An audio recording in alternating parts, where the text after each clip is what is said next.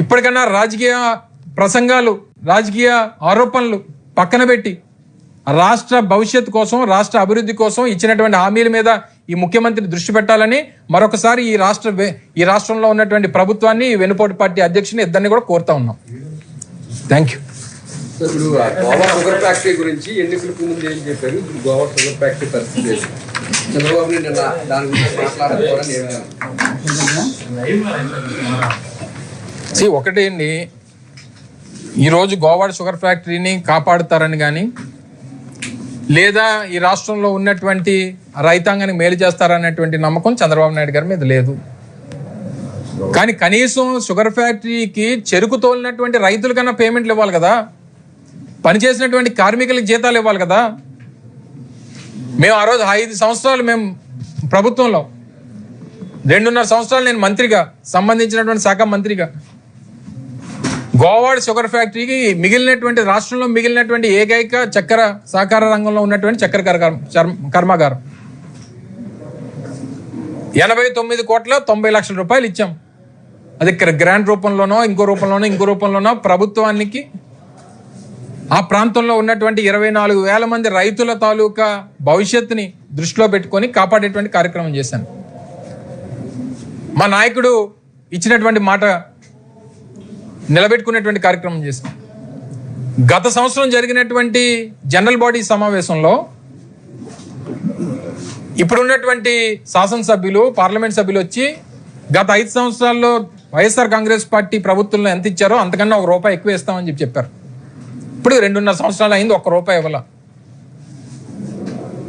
గోతుగాడ్ నక్కలాగా అక్కడ ఉన్నటువంటి ఎంపీ ఏంటంటే దీన్ని ఎప్పుడు ఎత్తేస్తారు, ఈ భూమిని ఎప్పుడు కొట్టుకుపోదాం అనేటువంటి విధంగా అక్కడ ఉన్నటువంటి ఎంపీ ఎదురు చూస్తున్నాడు.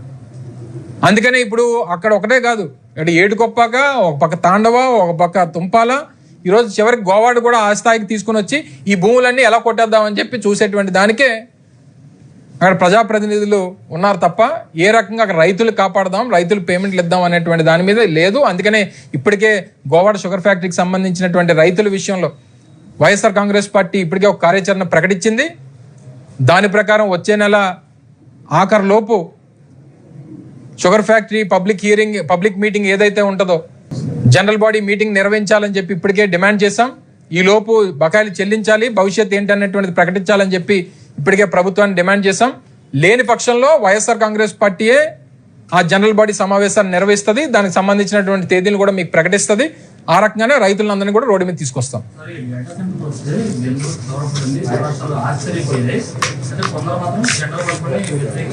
ఎవరు ఆశ్చర్యపోయారు?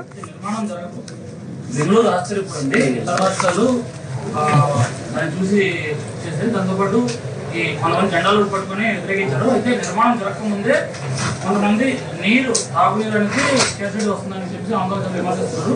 ఇది ఎంతవరకు సమాధానం నిన్న సీఎం చెప్పినారు. ఒకటండి, డేటా సెంటర్స్ అనేటువంటిది కొత్తగా చంద్రబాబు నాయుడు కనిపెట్టింది కాదు.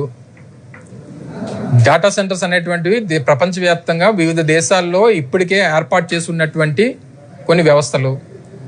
తద్వారా వచ్చేటువంటి ఇష్యూస్ ఏంటనేటువంటివి అక్కడ ప్రజలందరూ కూడా ఫేస్ చేస్తూ ఉన్నారు. ఆ ఫేస్ చేస్తున్నటువంటి ఇష్యూస్ ఇక్కడ కూడా వస్తాయనేటువంటిది వారు భావించి రోడ్ల మీదకి వచ్చారు. వచ్చినటువంటి దానికి సమాధానం అండ్ భవిష్యత్ కార్యాచరణ ప్రభుత్వాన్ని ఏంటనేటువంటి సమాధానం చెప్పకుండా ప్రతి ఒక్కరిని ప్రశ్నించినటువంటి ప్రతి ఒక్కరిని ఏదో దోషుల్లాగా, దొంగల్లాగా చూసేటువంటి కార్యక్రమం ఈ రాష్ట్ర ముఖ్యమంత్రి చేస్తూ ఉన్నారు.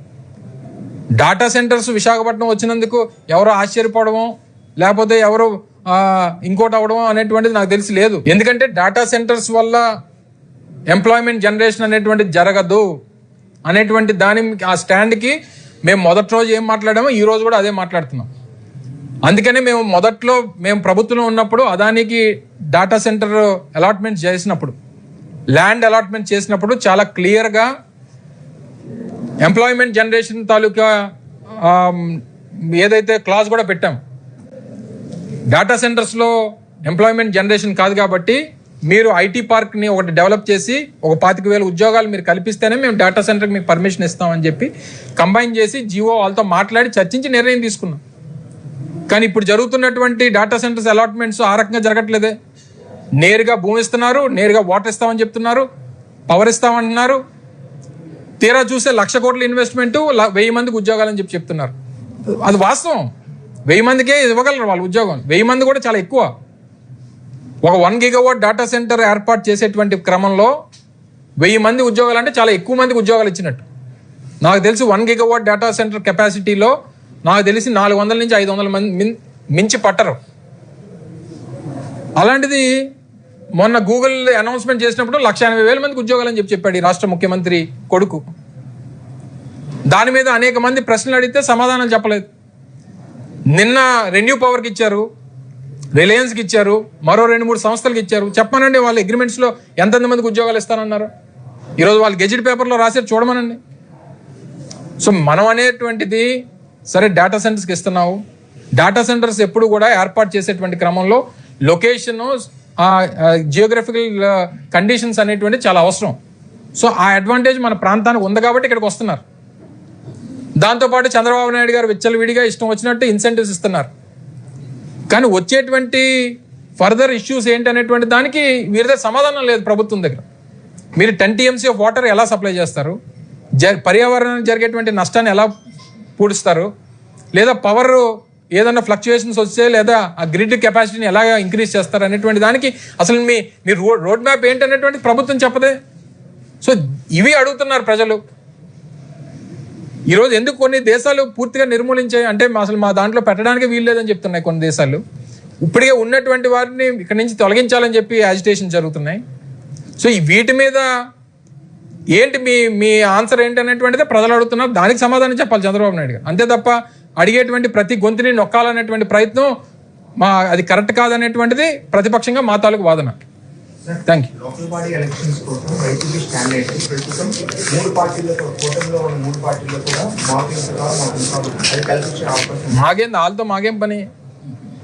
మాకేంటంటే మా పార్టీ స్టాండు మా నాయకుడు చాలా క్లియర్గా చెప్పారు.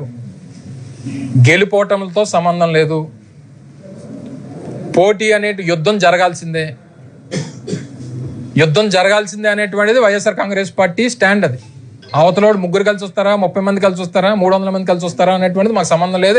వాళ్ళు ఏంటేంటి పంచుకుంటారో, ఎక్కడెక్కడ వాటాలు వేసుకుంటారో అనేటువంటిది మాకు సంబంధం లేదు. మేము సింగిల్గా వైఎస్ఆర్ కాంగ్రెస్ పార్టీ సింగిల్గా పోటీ చేస్తుంది. రాష్ట్రంలో ప్రతి పంచాయతీలో పోటీ చేస్తుంది, ప్రతి మున్సిపల్ కౌన్సిల్ సీట్ పోటీ చేస్తుంది, ప్రతి మున్సిపల్ కార్పొరేషన్ డివిజన్ పోటీ చేస్తుంది, పంచాయతీలో ప్రతి వార్డు మెంబర్ పోటీ చేస్తుంది. అది మా కెపాసిటీ. మేము ప్రభుత్వంలో ఉన్నప్పుడు చంద్రబాబు నాయుడు ఏ రకంగా తోకముడిచి మేము ఎన్నికల్లో పోటీ చేయమని చెప్పి ప్రజాస్వామ్య వ్యవస్థకి గౌరవం ఇవ్వకుండా తోకముడిచి పారిపోయాడో అటువంటి వ్యక్తిత్వం మా నాయకుడిది కాదు. గెలుపో ఓటమో విజయమో వీరస్వర్గమో యుద్ధం జరగాల్సిందే, అది జరిగి తీరుతుంది. Thank you.